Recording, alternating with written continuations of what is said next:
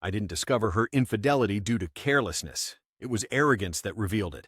The first chink in the armor of our relationship surfaced on a Wednesday morning at 7:43 a.m. As usual, I was getting ready for work, brushing my teeth and such. Emily lay sprawled in bed, as if she owned every corner of the mattress. Her phone buzzed on her nightstand, displaying a name, just the letter J. A message followed, about what she'd done the previous night. "Goodness me, you're incredible." "I didn't do it. I didn't have to. Something about that line didn't seem like friendly banter." She moved. I stopped brushing my teeth. My chest felt constricted, making breathing difficult. I waited for her to notice me. She didn't.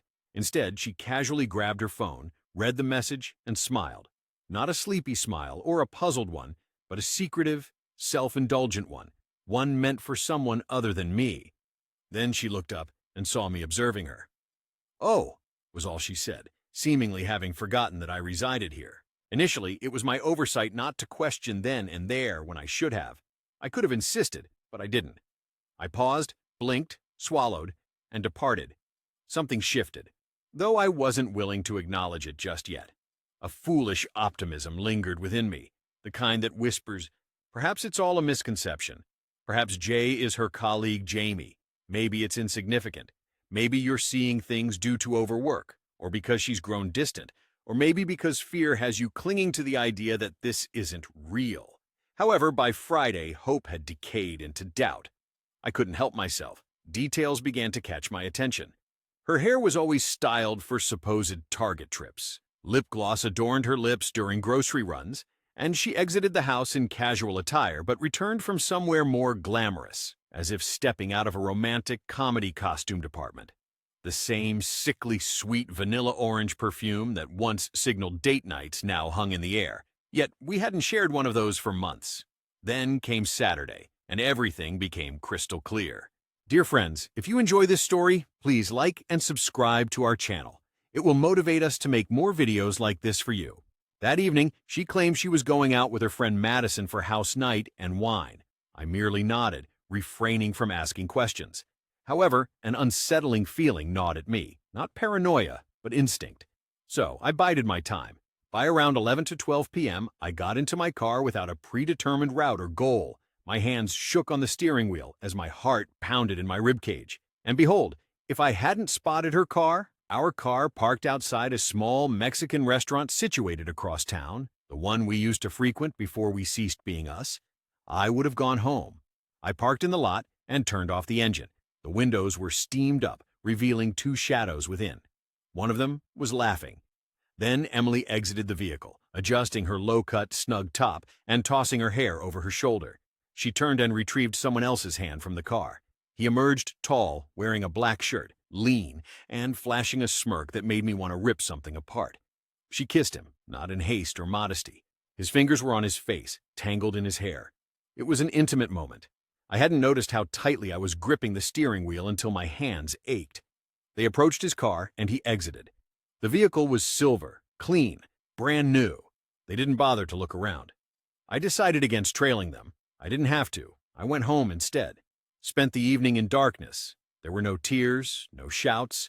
I simply sat there.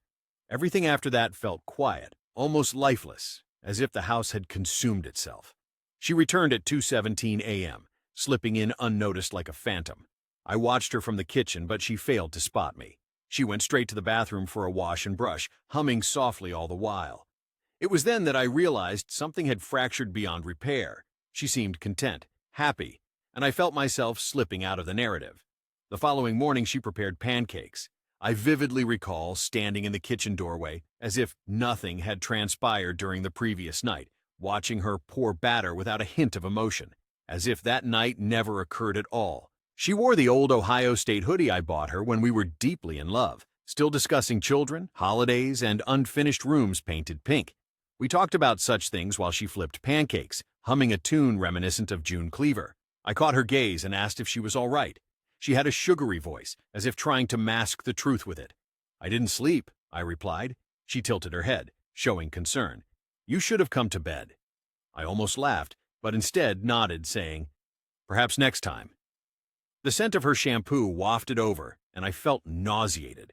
I knew about her actions, who she acted with, and her lies regarding Madison, wine nights, and other matters. Yet there she stood, cooking pancakes and humming as if nothing had happened. That morning was when I first realized just how cold Emily could be. Not icy or distant, but cold, a chill that's not like silence. It seems like another person has inhabited my wife's body. Yesterday, I didn't eat and departed early for work. I drove aimlessly and spent 2 hours parked in a car wash lot with the engine off. That day, I decided not to confront her immediately. I needed more evidence to refute her potential manipulation, lying, or dismissing my concerns as an overreaction. I knew she would do so because that's her nature now. She conceals truth and rewrites narratives until they implicate me. I would be portrayed as the insecure husband, too attached, or controlling. She'd weep, divert attention, and label it emotional, a mistake, or insignificant. For 7 days, I pretended to be her gullible spouse again, enduring lies about fake lunch dates with colleagues, new patients at the dental office, and support for Madison's boyfriend during his troubles. Unaware of my actions, she didn't know I had installed a tracker on her car just a day after seeing her with another man. She wasn't aware that I had purchased a second phone using cash and employed it to record every call she made within the vicinity of our house. Moreover, she was oblivious to the fact that I had linked her Google account to an old iPad stored in the garage, thus keeping tabs on her location for 5 consecutive days. I witnessed her encounters with him on Tuesday, Friday, and Sunday at varying locations, including a motel, a hotel, and his residence. I was privy to every detail. I even listened to her phone call Thursday night while she wandered the living room holding a wine glass. No, he is unaware. Can you believe it? He barely acknowledges me now. It feels as if I don't exist for him anymore. Now I act freely, knowing he lacks the resolve to confront me. She spoke ill of me. Too weak, she claimed. The woman who once wept in my arms over a spider in the bathroom now ridiculed me to some man in a rented condo. Instead of storming in immediately, I decided to seize her phone, play the recordings, and toss her luggage out the window. But I didn't act. I held back because I yearned for her to reveal how deep she was willing to fall. I sought to uncover all the corruption she had been concealing beneath her fragrance and morning kisses. So I bided my time, observed, and prepared for a clash that would take her by surprise. The chosen day was Thursday. There wasn't any specific reason. No symbolism or expectation of increased pain. It was straightforward. Her message to Jay arrived at 10:14 a.m. while she was in the bathroom preparing for work. Same location? 8 p.m. Bring that item again. Smiling face with a wink? That item. I wasn't aware of what that item meant. I didn't want to know. However, it solidified everything I needed to believe. On that evening, I ensured the house was impeccably clean, the kind of spotless that made her uneasy because I usually cleaned under pressure. Emily disliked it when I did so. She once confided that it made her feel like she was being wiped out. The irony of that wasn't eluding me now. She arrived home from work at 6, punctual as ever, clad in heels, tight black jeans, and a black blouse she hadn't donned in more than a year. Her makeup was meticulously applied, heavily accentuating her eyes, her hair styled into waves that suggested she was not thinking of me but of the man she believed was awaiting her. She mentioned going to Madison's, snatching her handbag. I sat idly at the kitchen island, feigning interest in an overdue water bill. Once more, I inquired flatly. She smiled back. Girls have busy lives. I'm assisting. My response felt awkward. You're a good friend, I said. That comment seemed to strike a wrong note. Her expression faltered for a moment, as if she sensed my disbelief. But then she planted a kiss on my cheek, advised me not to stay up, and departed. Her fragrance lingered. So did the deception. I waited a full 10 minutes. Then I climbed into the car and drove, not in pursuit of her. I didn't have to be. Previously obtained address served as a 2-story residence on the outskirts of town, featuring a gravel driveway and an unused basketball hoop. This was Jay's home, or Jameson, as I came to know him through matching Uber receipts and Venmo transactions. His punctuality was impeccable. He always split the costs. I didn't trail her that night. Instead, I waited for her arrival, ensuring they felt secure. The curtain was fully drawn open, and I parked across the street with the interior lights off to observe. When her car entered the driveway, she walked straight in as if it were hers. At this moment, my world shifted. She didn't glance back once, not even a quick check of the street or a hesitation. It seemed she had no qualms about her actions. There was neither anxiety nor fear in her demeanor. I remained seated for approximately 10 to 15 minutes, though time felt distorted in that moment, elongating and twisting with a sensation of nausea. Left the premises, crossed the road, approached the house as if it were familiar territory, and rapped forcefully on the door twice. A brief pause ensued, followed by footsteps. Then the door creaked open to reveal Jameson. Tall and younger, he flashed a careless grin, unaware of my presence, for I was merely a peripheral figure in Emily's narrative. He appeared puzzled when I asked if Emily was at home. Confused, he inquired about the identity of the inquirer. A voice from within called out, "Jamie? Who is it?" Upon his gesture, I was visible to her over his shoulder.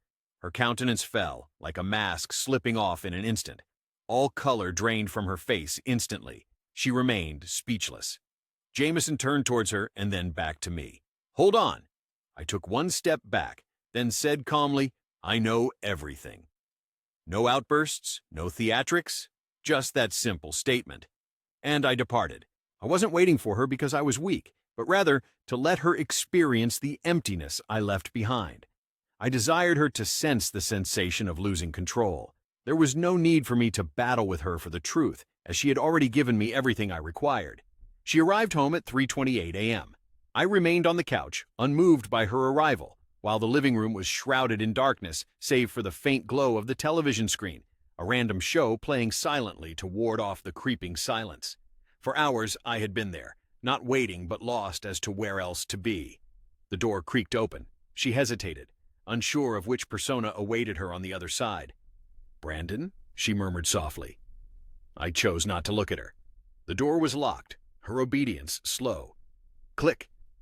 The deadbolt securing us in. She stood there, puzzled about our current scene. Her heels clicked against the hardwood floor as she approached cautiously. She didn't cry, didn't apologize. Instead, she calculated. I eventually met her gaze. She was wearing the same attire, her lipstick smeared, hair disheveled at the ends. Her blouse was undone slightly, hinting she hadn't bothered to tidy up before leaving. "Take a seat," I instructed. She complied without protest, settling on the fringe of the armchair facing me, reminiscent of a suspect before interrogation. I silenced the TV entirely. We locked eyes, and after a while she spoke. I hadn't intended for this to unfold. I almost chuckled at her choice of words. "That's your first line?" She looked as if she was about to cry, but it wasn't from remorse. I didn't probe further. I didn't search for anything, it simply happened. "Halt," I commanded, firm yet controlled. I wasn't soliciting justifications. "You can't justify this." She fell silent, and her fingernails traced the worn fabric of the chair. "I merely want to understand," I said when she paused. "Be truthful." She cast her gaze downwards. "I don't know," she admitted. "Nonsense. Try again." She flinched as if I'd struck her. "Approximately 5 months ago," she whispered. I gave a slow nod. "That matches up. And it's been the same man this whole time?" A pause. "Too long?" "No," she replied. I stared at her for a prolonged moment. That response opened something new inside me. My breath became trapped within me, and I let it remain there. "How many times have you been with him?" I inquired, not wanting to know the answer. She avoided my gaze. Two times," she whispered. I remained silent, didn't twitch an eye. I didn't allow her to see how the room momentarily wobbled. "When did you plan on leaving me?" She immediately shook her head. "I wasn't, Brandon, I promise. I wasn't planning to leave. I no longer felt acknowledged. There it was, the line. The old, well-worn, manipulative cliché. I no longer felt seen, like I had been an invisible spirit for months, like she had no other choice but to seek the company of other men because I didn't notice her new makeup. "You know, I made an effort," I said, my voice hushed, flat. I inquired. "I tried to connect more. I adjusted my shifts to spend more time with you.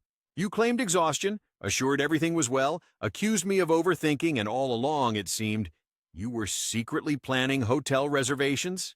She wept now, genuine tears, though they came belatedly. "I didn't know how to halt," she murmured. "You made me feel—" "Don't utter it." I rose abruptly, causing her entire body to stiffen. "I truly mean it, Emily. Don't express that he revitalized you or made you feel extraordinary or rekindled your womanhood. Don't belittle us both with a platitude from a daytime drama." She hid her face behind her hands. I moved toward the window and peered outside. The street was vacant, yet our trash cans still leaned precariously on the curb as if nothing amiss occurred. "I won't strike you," I stated. "I won't yell," I added, "but I will ask one final question." She removed her hands and fixed her gaze upon me. "Had I not discovered your secret, had I not knocked on that door, how long would this charade have continued?" She remained silent. That silence, that was the genuine truth that kept me awake that night. Once more, she ascended the stairs, tears streaming, nasal sounds of crying echoing as if her universe crumbled beneath her. In the kitchen, I remained seated, gazing at an untouched glass of water, her footfalls overhead, cabinets opening, wardrobes creaking, a shower at 4 in the morning that played too long. It was all noise and movement void of significance. No longer enraged, this was the most disheartening part. Anger is a feeling. It provides strength, purpose. What I felt now was empty, chilly, a silence that resembled standing in a charred dwelling and realizing one isn't even seeking survivors anymore. At midnight, she emerged downstairs, attired for work, or perhaps only feigning it. Same ritual, same makeup, identical curl in her hair. The mascara was now waterproof. She didn't utter a word, merely lingered near the door, gripping her car keys as if they might detonate. "Shall we converse?" she eventually queried, voice scarcely audible. "No," I replied. "We have already done so." I meant, "Do you wish to truly talk?" I glanced up. "What is there left to discuss, Emily?" "Which falsehood shall we scrutinize today?" She winced. "I appreciate that." It felt more like an unshared joke than laughter between us. "Appreciate," I echoed, grating my voice over the word. "You want to appreciate this. Do you have a repair kit for that? Or is Jameson bringing the wrench?" "Don't," she said, eyes narrowing sharply. That tone was authentic Emily, the one who ridiculed colleagues in their presence and later posted group photos online with heart emojis. The one who criticized her sister's husband, only to question why I didn't often gift flowers to her. That was the Emily she kept hidden when we had visitors, when we were a complete family, when it served her to portray the sweet, tired wife. But now there were fractures in her act. Her words were biting, her demeanor guarded, as if I had offended her. I rose slowly and approached her. "Do you understand what you're attempting to preserve here?" I asked. "Is it me you wish for? Perhaps you merely picture yourself as an honest person?" She blinked, and I could see a flicker of anger in her eyes. "Do you truly believe yourself blameless?" she retorted. "Do you honestly think you've been without sin?" There it was, the deflection, the change of direction, the start of the blame shifting. "I never portrayed myself as flawless," I replied. "Yet I didn't deceive you in telling you I was working late while going to motels with 2 different men." She reached for the door. "Flee once more," I murmured softly. She halted. "Hand on the doorknob. You have no intention of fixing anything," I said. "You don't want to play the villain. But here's the truth, Em. You already are. You spoke your lines, wore the costume. Now wear it." And she departed. Not a slam or a shout back, just walked out as she had on countless mornings over the past 5 months, as if she still possessed the right to traverse the world under the pretense of being a good person. I resumed my seat at the kitchen table and drafted a catalog, detailing all her access points, bank accounts, passwords, insurance info.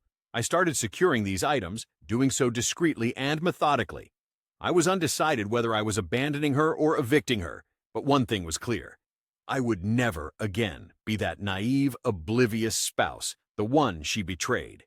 That man ceased to exist the instant she smiled at her phone screen with my name still in her contacts. Emily didn't return home that night. Neither did she text nor call, and I chose not to inquire.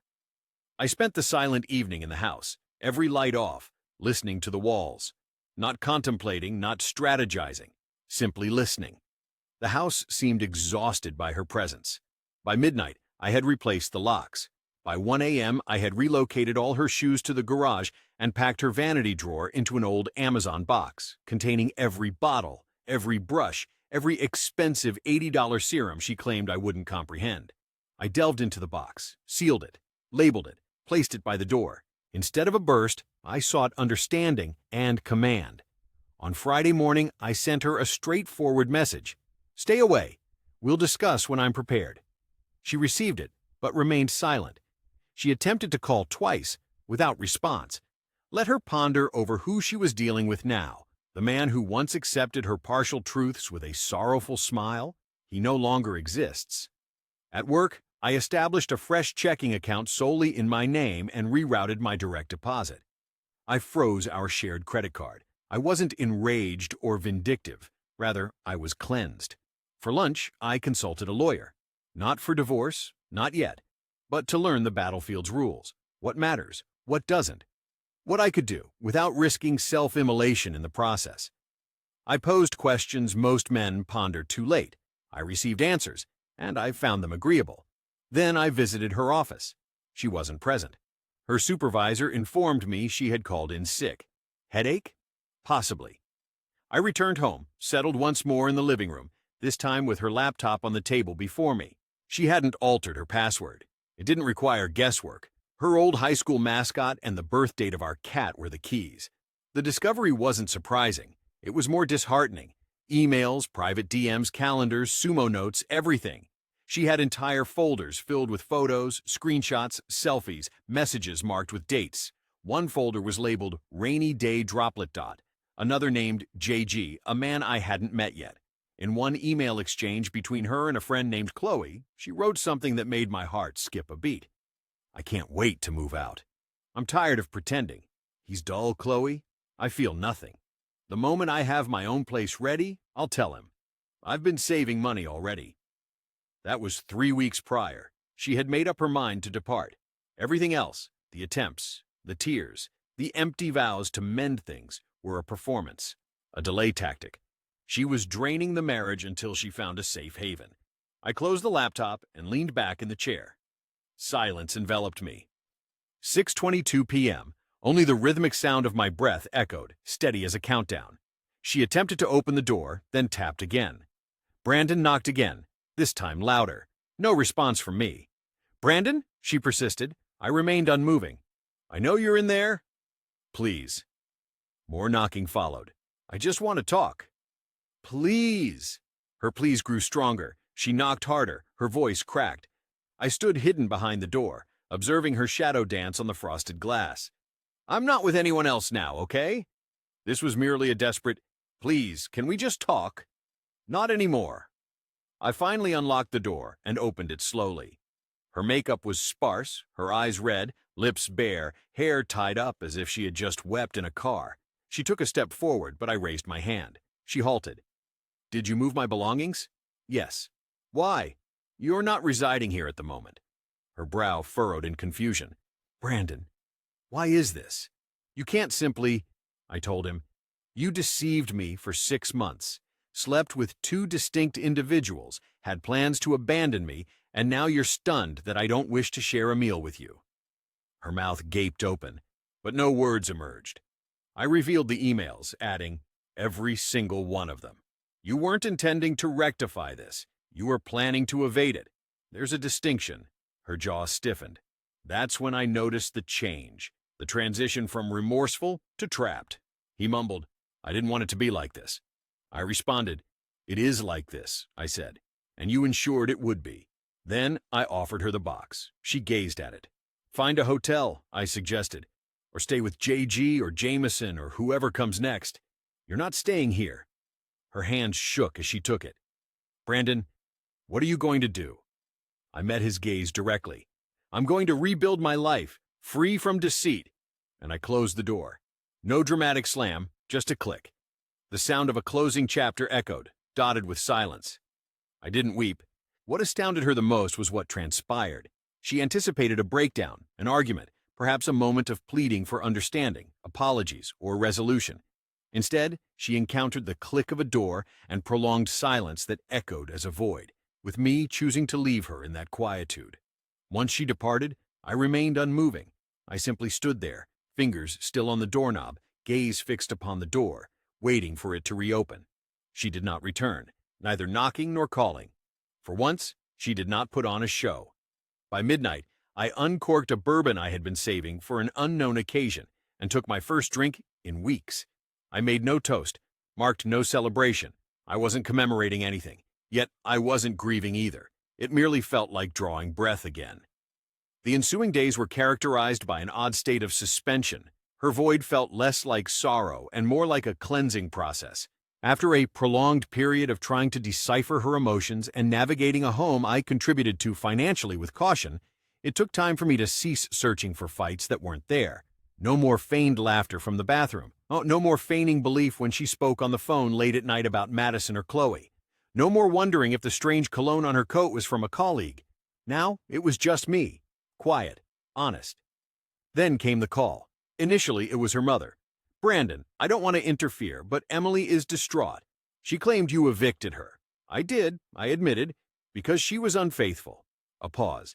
"Yes, she didn't mention that." "Then she's still lying." Click. Next were messages from mutual friends, all repeating the same theme. "Hey, how's it going? Just touching base. Emily says things got a bit chaotic. Hope you're doing all right." Chaotic. That was the term she used. Chaotic like a spilled drink, like an accident, excusable, not planned, not strategized. I had been unfaithful to my husband with 2 men and intended to leave him once I had saved enough money in secret. I ignored all of them, no longer feeling the need to explain myself, but the silence from those close to me was painful. My college friend Zach, who I've been confiding in for years, sensed something was amiss. We usually spoke every week. "Yeah?" I said when I called him. He answered on the 3rd ring. "Brandon, you heard." He sighed. I reached out to him. "Did she mention the 2 affairs?" he asked, referring to my wife. "No," I replied. "Of course not." I then revealed everything to him, calmly and factually. After listening, he simply said, "Jesus Christ, man. I'm sorry." And then there was a pause before he asked, "What do you want me to do?" That question caught me off guard because no one had asked me that before. "I don't know," I admitted honestly. "I think I just want people to stop treating this like it's a spat. It was a betrayal. I want the term used." He fell silent for a moment before replying. He stated, "Then I'll confess it. She deceived you. I stand by your side." This statement held significance. Later that day, I removed our framed wedding photograph from its frame, not because of anger or vengeance, but simply because I didn't wish to gaze upon a reflection of myself who was unaware of what lay ahead. I packed it away with the other belongings that no longer fitted into my upcoming life. A part of me yearned to set it alight. But no, Emily wasn't worthy of such poetic destruction. Not any longer. She didn't receive flames. Instead, she experienced the subtle obliteration of someone who no longer held relevance. By the following week, she started portraying herself as a victim. I witnessed this transformation unfold in real time. Sunday morning, my phone vibrated with a message from someone I hadn't communicated with in months. Amanda, a mutual friend who had typically favored Emily's viewpoint even in minor disputes. "Hello, are you well?" I saw what Emily had posted. She was just checking in, according to Amanda's message. I stared at the screen, unaware of anything she had shared. After locking her out of our home, she cut off all social media contact with me. Now she's shaping the story. Peering through a private browser, I found her Instagram post, a contemplative selfie bathed in window light. Captioned, "The ones we love most can inflict the deepest wounds. Healing requires time. Don't condemn what you don't grasp. Someone lost something precious. Whatever transpired, it was his loss." Her words echoed through me, colder than I anticipated. Not only had she betrayed me, but she also intended to tarnish my reputation among our acquaintances. For 48 hours, I allowed her to tell her tale freely. Then I acted, capturing a screenshot of an incriminating email exchange with Chloe, where she admitted to seeing Jameson during our marriage and referred to me as a placeholder. I published it without commentary. Without warning, her post's comments transformed. "Hold on. Is this genuine? Incredible. A whole new narrative. You claimed he harmed you? This isn't a good sign, Emily." By midday the following day, she removed her post. It wasn't because she wished to persist in deceit. Instead, the deception was no longer effective. She called me 6 times that night without response. At 9:47 p.m., she appeared at my house. She pounded on the door as if it were ablaze. "Brandon, open the door. We need to discuss this public matter." I opened the door. Her demeanor was agitated, mascara streaked. Her eyes seemed overly dramatic. The phone she clutched resembled evidence in a trial. "You published my private messages," she accused. "You created a falsehood in public," I retorted. "I merely provided the truth. That's unfair."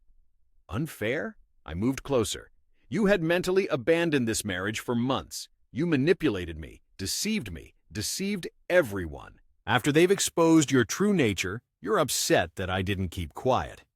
Her face contorted, but this time there were no tears.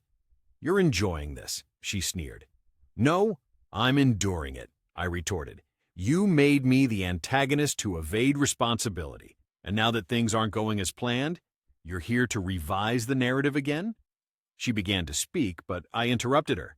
"I don't give you access to me anymore. Not as a spouse, not as a confidant, not even as an outlet for your anger. This phase means nothing to me if it includes you." I handed her a manila envelope. Inside was the legally binding separation papers, already signed by me. She looked at it as if I had given her a lethal weapon. "You said you didn't want a divorce," she murmured. "That was before I saw your true colors," I replied. "Now I yearn for tranquility. Tranquility begins when you're no longer in my life." I then closed the door, this time locking it without hesitation. The storm had changed direction. No longer was she an erratic element in my existence. Now I determined what remained and what departed, cast aside into the rain. The dwelling became less cacophonous, but not with the sterile, oppressive quietness it had during Emily's last months. This silence felt deserved, truthful, as if the space was releasing a long-held breath at last. I progressively reclaimed my life, room by room. First, it was the bedroom. I cleared the bed entirely, discarded the shared sheets, and acquired new ones, deep blue, crisp, chilly. I reorganized the wardrobe, took down the photographs, not out of malice, just necessity. I didn't want to awaken each day to specters in frames smiling back at me as if nothing had transpired. Then the kitchen. Her mug collection was boxed. Her tea cachet vanished. In its place, I installed quietude and a French press. Small changes, yet they mattered. I reconnected with friends, not those who opted for neutrality or silence when the truth surfaced. Rather, the true ones. Those who shared the opposite seat at bars, eschewing common phrases like, "everything happens for a reason." The ones who simply allowed me to exist as I was. And Zach? He unexpectedly served as my mooring. One evening, over a drink, he predicted, "You'll feel as if you've lost a limb. But one day, you'll look down and realize you're functioning perfectly well without it." I trusted his words. Then, as the waters quieted, she attempted to capsize the boat one last time. This occurred through a letter, an actual piece of mail, handwritten with no return address. I hesitated to open it, but I did. Inside were 3 pages, front and back. No greeting, no apology, only her account. She didn't seek forgiveness. Instead, she attempted to revise our entire past. She claimed I hadn't truly seen her, that she felt like a play-acting spouse in someone else's life, that she remained because she was unsure of what other options existed.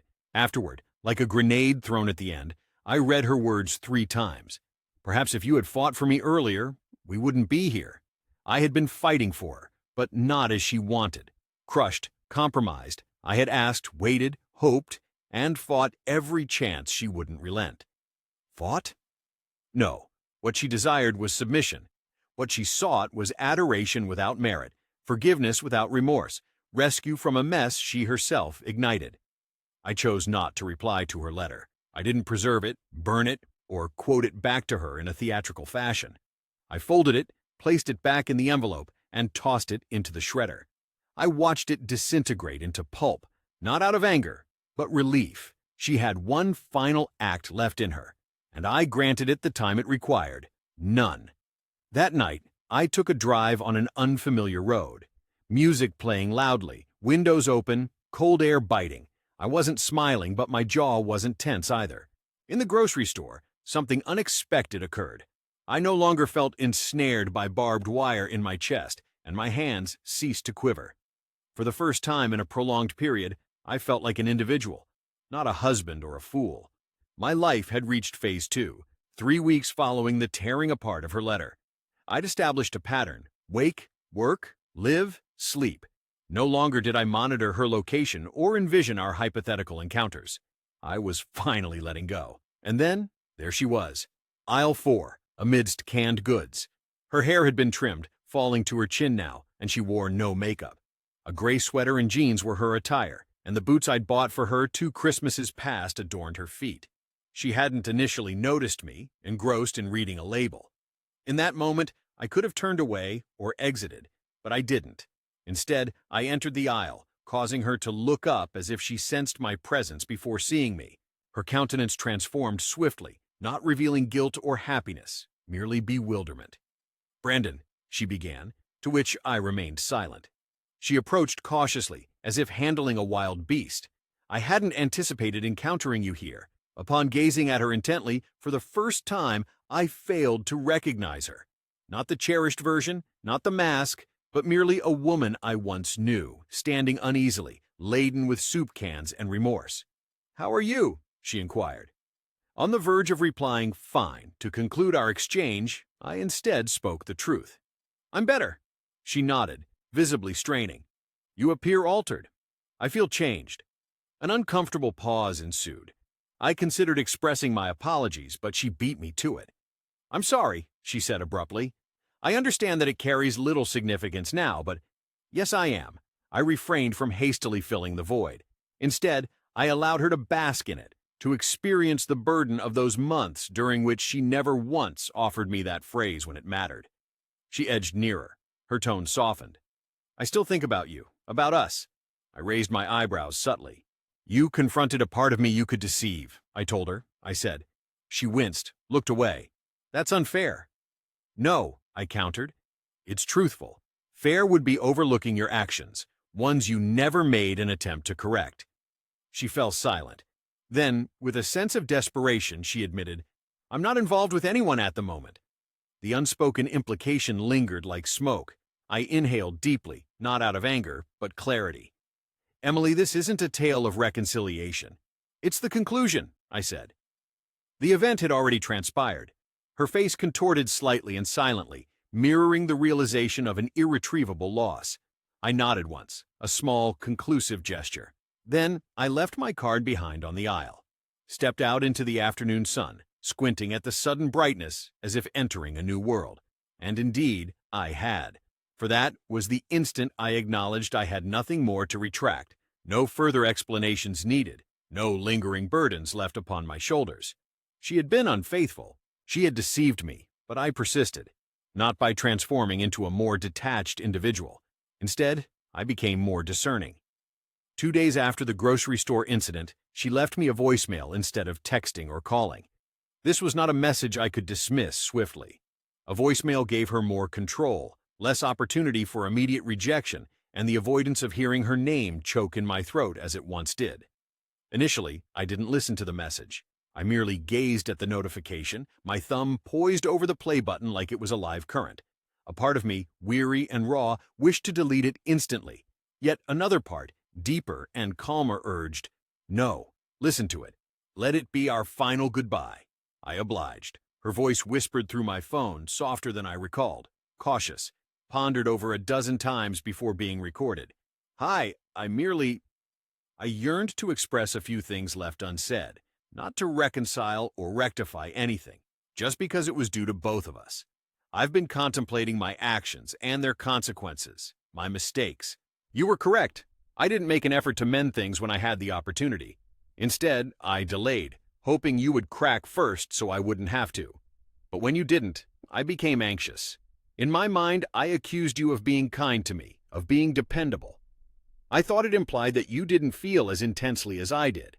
The truth is, you respected me more than I ever reciprocated. I don't seek forgiveness. I understand I wouldn't have been capable of offering it if the positions were reversed.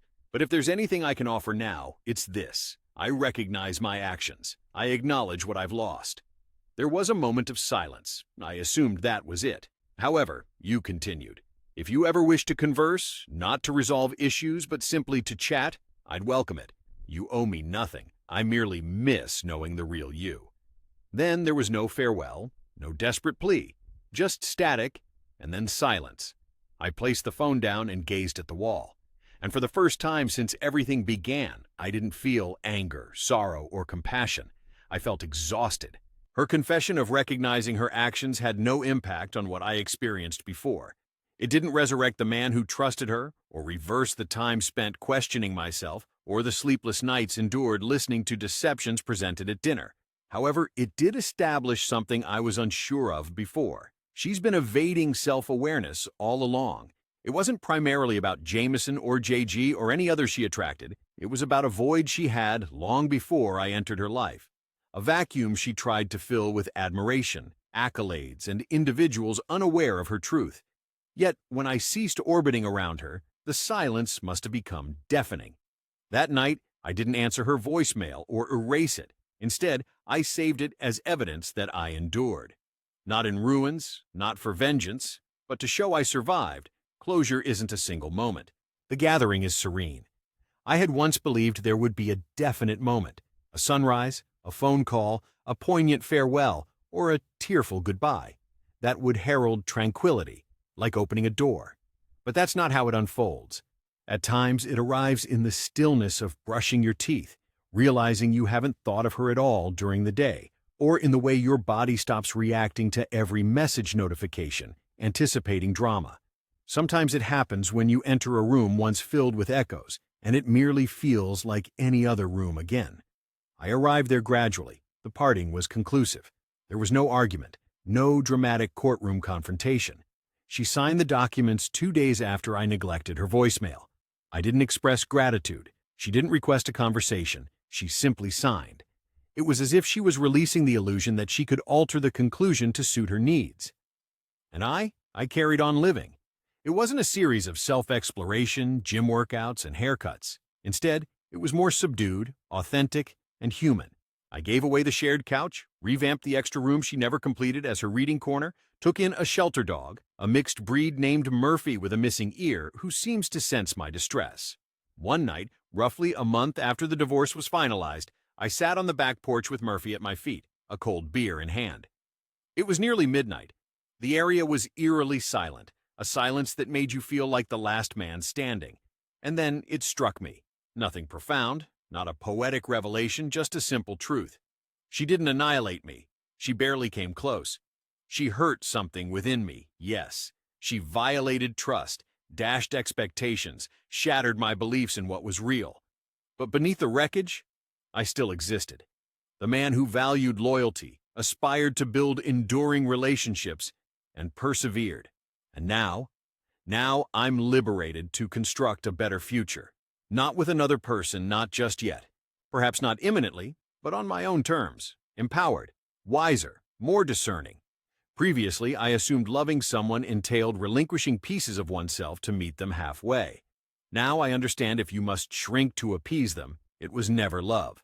Consequently, I shall conclude this narrative with the following advice.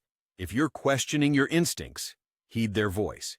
If you're being gaslighted, belittled, or invalidated, become aware. If you believe you can transform a deceitful, manipulative partner, let me assure you from my perspective, some people don't wish to improve. They merely want you to remain damaged enough not to depart.